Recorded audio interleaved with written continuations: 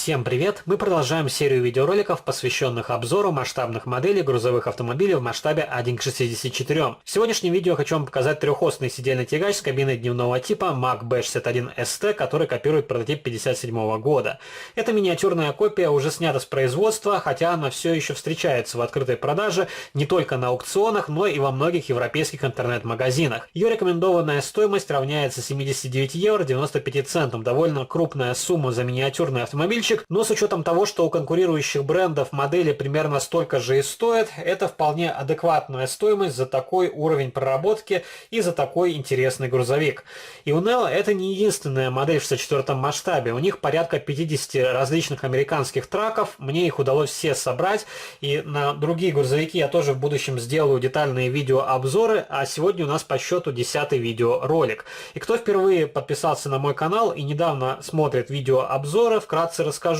Эти модели отдельное направление в моей коллекции. Я собираю преимущественно автомобили в 43-м масштабе, но бывают и редкие исключения, как, например, вот эти американские траки. И их я начал собирать потому, что очень люблю американскую технику. Также мне нравится производитель Neo Scale Models. У них отличное соотношение цена-качество, хотя бывают и не очень удачные модели, и их я как-то демонстрировал на своем канале. Например, была перепаковка от BOS в коробочке Neo Scale Models. И, конечно, за такую сумму это недопустимо.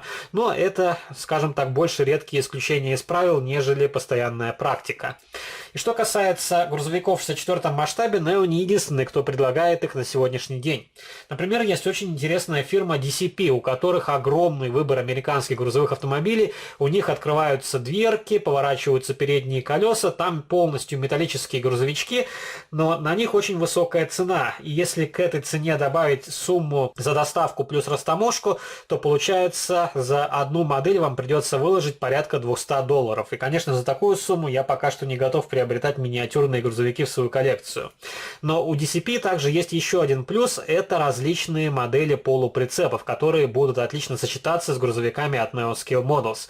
И я планирую приобрести несколько полуприцепов, все же придется раскошелиться, но тогда у меня будут полноценные автопоезда, а не только отдельные сидельные тягачи. Я вам сегодня для сравнения приготовил также Mack B61 от XO Models, который есть в моей коллекции. Эта модель выходила в рамках испанской и французской журнальной серии. Она не сильно отличается от регулярного издания в коробочке XO. Единственное, дворники не свод отравления и отсутствует прозрачный дисплей-кейс. Но эти детали можно докупить самостоятельно при желании. И у меня в коллекции также есть модель от Franklin Mint, но сегодня я показывать ее не буду, потому что на нее я делал давно детальный видеообзор. Кому интересно, можете найти старый видеоролик. Очень классный грузовик, который, на мой взгляд, один из лучших в 43-м масштабе. Давайте не будем медлить, распакуем коробочку, посмотрим на миниатюрный грузовичок от Neo поближе. И здесь модель пакуется в довольно симпатичный дисплей-кейс, который оформлен уже в новом стиле. Голубая картонная коробочка. И на нижней стороне картонки вы можете ознакомиться с различной информацией, которая касается производителя. Также есть наклейка с артикулом, по которому можно найти модель в интернете. И указан прототип Mack B61 ST, Light Green Black и Neo 1 к 64. Естественно, эта модель изготовлена в Китае. Где же еще? Хотя сейчас многие производители перебираются в Бангладеш. Например, многие модели у XO делаются в Бангладеше, а не в Китае. Великолепная покраска. У Neo всегда была сильная сторона, это двухцветные модели. Здесь отличная граница разделения между двумя цветами. Нету подтеков на лакокрасочном покрытии, также нету видимых пятнышек клея. Рабочее седло. Отличные колесные диски. На них есть небольшие колпачки с бульдогом. Это фирменный значок Mack. И бульдог также присутствует на облицовки радиатора. Вместо хрома здесь используется хром-краска. Она больше напоминает полированный алюминий, и в таком исполнении мне грузовики нравятся порой даже больше, потому что если на миниатюрном грузовике слишком много хрома, то он смотрится больше игрушечно, а здесь машина выглядит как будто настоящий грузовик.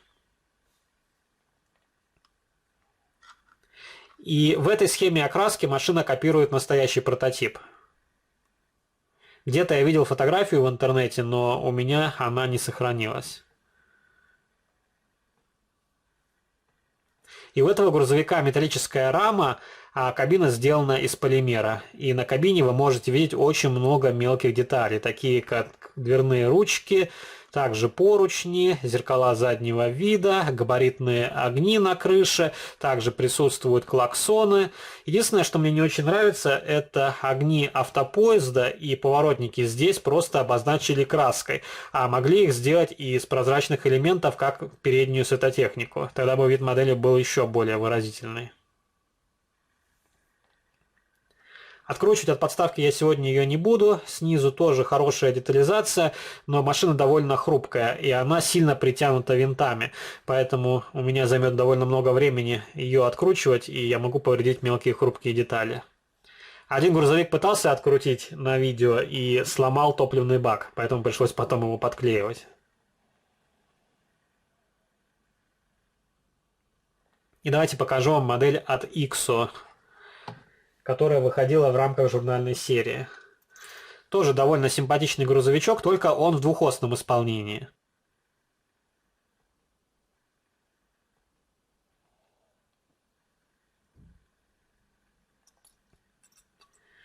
Здесь также отличаются навесные детали, есть габаритные усы и небольшая табличка с надписью MAC.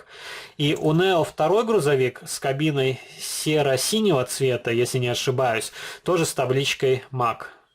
А здесь она отсутствует.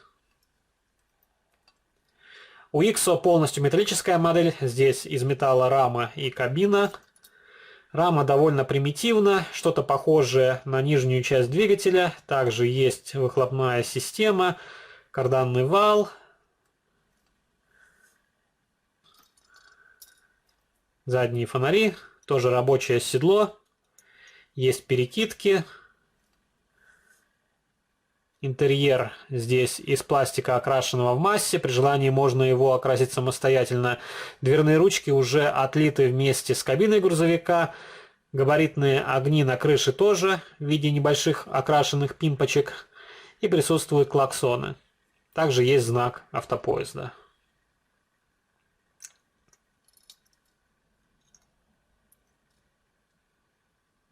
Давайте покажу еще раз грузовик от Neo Scale Models. Можете посмотреть, в чем отличие в дизайне. Кабины очень похожи. И можно, конечно, заморочиться, сделать замеры и посмотреть, кто из производителей лучше попал в заявленный масштаб. Но я думаю, оба грузовика достойны вашего внимания. Иксо тоже берет хорошей ценой. У них модели продаются за 20-30 евро, и за эту сумму это более чем достаточно.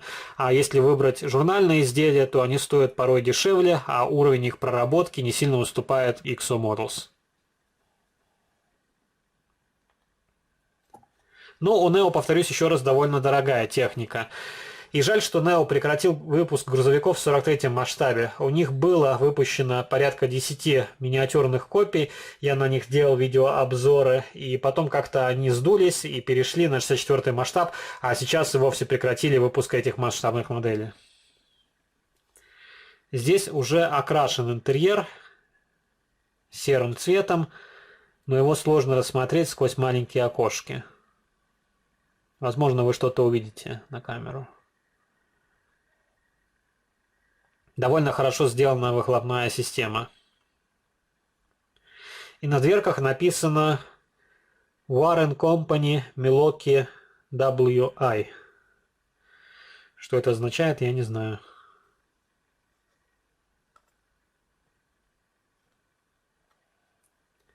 Вот такая вполне хорошая масштабная копия, которая может стать украшением вашей коллекции, если вы собираете грузовики в 64 масштабе. И она также может стать дополнением в коллекции, если ваше направление 43 масштаб, но вы хотите его разнообразить другими масштабами.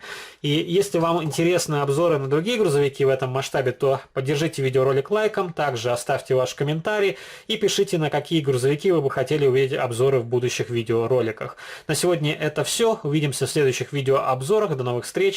Пока-пока.